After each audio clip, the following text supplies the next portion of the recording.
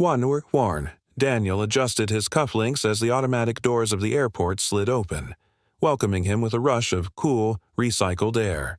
He looked immaculate. Charcoal suit, gold watch gleaming under the white lights, and that charming smile that once won over boardrooms and hearts alike. But today, that smile belonged to someone else. Beside him walked Valeria, her high heels clicking confidently on the marble floor, her perfume trailing behind them like a silent confession. She was radiant, laughing too loudly, drawing glances from strangers who assumed they were newlyweds. Daniel relished it.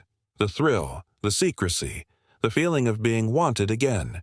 "Are you nervous?" Valeria asked, sliding her hand into his. Her eyes sparkled with mischief, though a shadow of worry flickered beneath. "You keep checking your phone." He chuckled, pocketing it quickly. "Habit," he lied. "Just work things.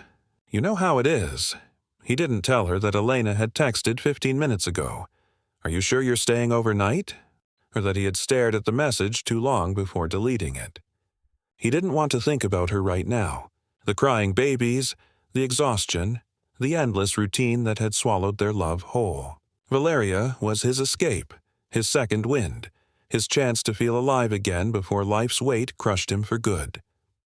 They strolled past souvenir shops and cafes, stopping near the glass wall where planes taxied against the crimson sky. Valeria leaned against him, whispering, "Let's take a picture, so you'll remember this moment." She raised her phone, her laughter echoing as the camera flashed. For a second, everything froze, her warmth pressed against him, the light dancing in her eyes, the illusion of happiness perfectly captured.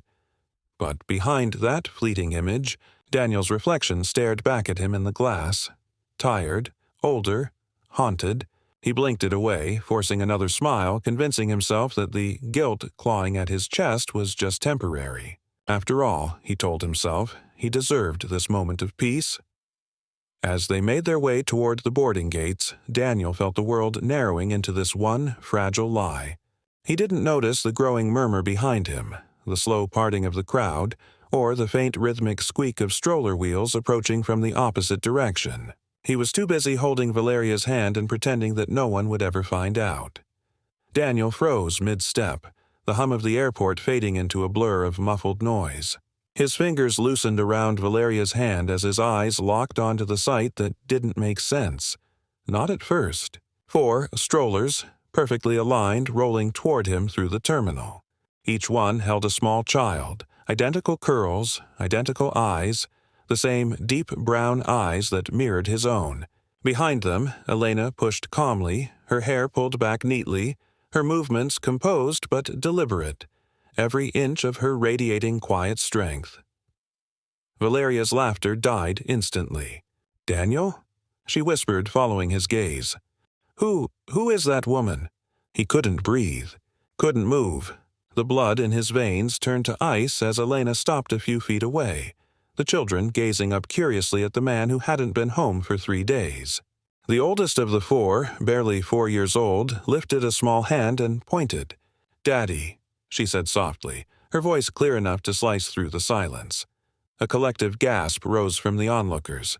People slowed their pace, glancing between the man in the expensive suit and the woman standing before him with her army of innocence. Daniel's face drained of color. He opened his mouth, but his throat refused sound. "Elena, Don't," she cut him off, her voice low but sharp enough to wound. "Save your performance. You've practiced it enough." Valeria stepped back, stammering. "Wait, she has kids. Your kids?" Her trembling hand fell away from his arm. "You said you were separated." "Daniel, you said—" he began. But Elena's eyes silenced him. She didn't need to raise her voice. The pain in her expression screamed louder than any accusation could. "Separated?" she repeated, almost to herself. "Yes, I suppose in a way we are. You left us long before today." One of the babies whimpered, and Elena bent down, her maternal calm unwavering even as her heart cracked. She looked up at him again, eyes glistening but dry. "You told me you were delayed in meetings," she murmured. "I packed the kids, drove 2 hours to surprise you. I thought, maybe it would make you smile." The words landed like knives. Daniel felt the weight of his own deceit pressing against his chest, crushing him with every breath. Around them, murmurs spread, strangers whispering, judging, their eyes filled with pity for her, disgust for him.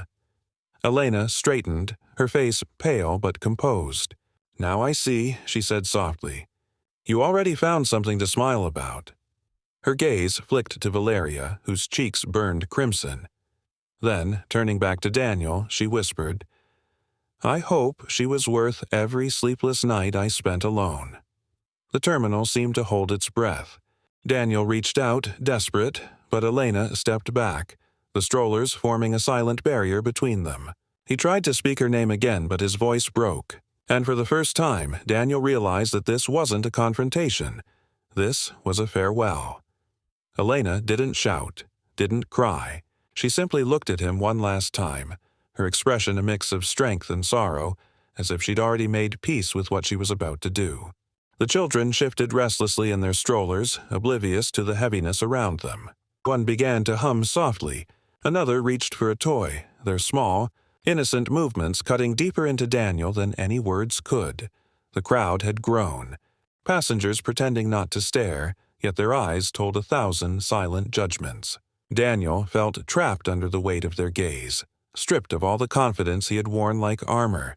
Valeria stood behind him now, her hand trembling near her purse, eyes darting toward the exits as if searching for a way to disappear from this humiliation.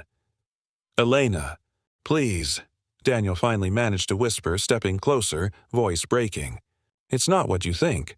I just needed—" She raised a hand, stopping him mid-sentence. "You needed to lie," she said quietly. "You needed to pretend you were still the man I married, the man who once held our babies in his arms and promised them he'd never leave." Her eyes softened, but her words did not. "I don't hate you, Daniel. I just don't recognize you anymore." For a brief second, he thought she might forgive him. Her eyes shimmered, catching the airport lights, her lips parting slightly as if she wanted to say more. But then she looked down at the children, her face hardening again. "You can have your trip," she murmured. "Just remember, you already missed the only flight that mattered." Her words echoed through him like a verdict.